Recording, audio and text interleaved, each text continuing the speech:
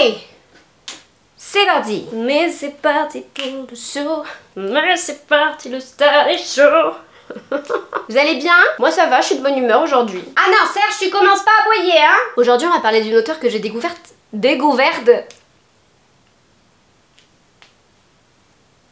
Je me retiens de pas faire l'accent allemand. Mais si vous saviez, comme je me retiens de pas faire l'accent allemand. Découverte à un salon! Aujourd'hui, on va parler d'une auteure que j'ai découverte à un salon. Pour la petite histoire, à la sortie de mon roman Qui m'aime me suive en mai 2021. J'ai été invitée par Pépita. Pépita, la seule, l'unique, de la librairie Lacoste à Mont-de-Marsan. Mont-de-Marsan, les Landes! Je voudrais un petit Ricard vert à ballon. Hey, vous l'avez pas?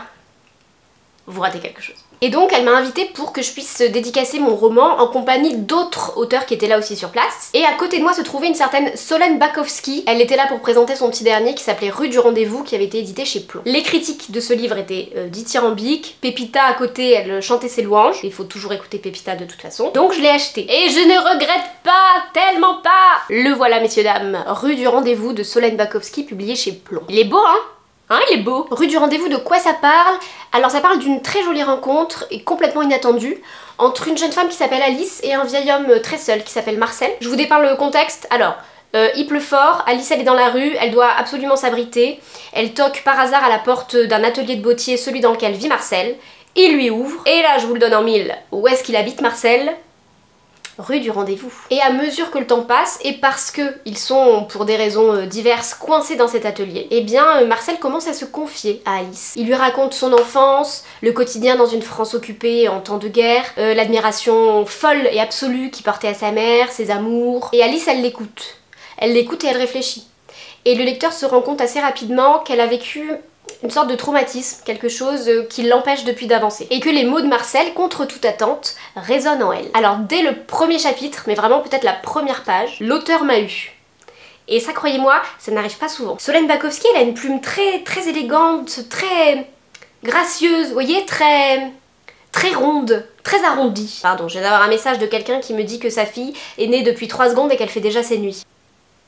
C'est normal que je ressente de la colère face à ça. Le mien à 3 ans, il les fait toujours pas.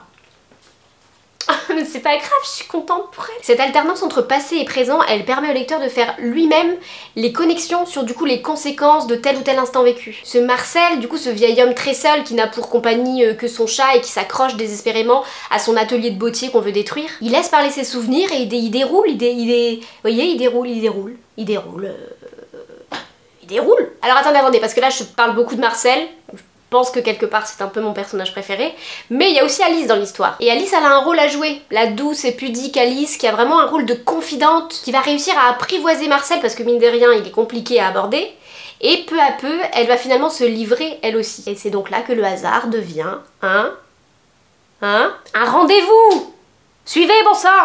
Donc en résumé, un duo attachant, une plume sensible, une histoire de rencontre, de confidence, de hasard. Il faut toujours écouter Pépita. J'ai tout dit, non? Donc Rue du Rendez-vous de Solène Bakowski.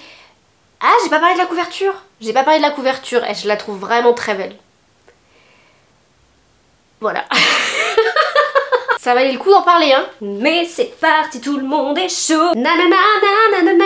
Alors je sais pas pourquoi je chante ça, d'autant que vu le contexte, il faudrait mieux chanter du Edith Piaf. Mon légionnaire. Allez bien.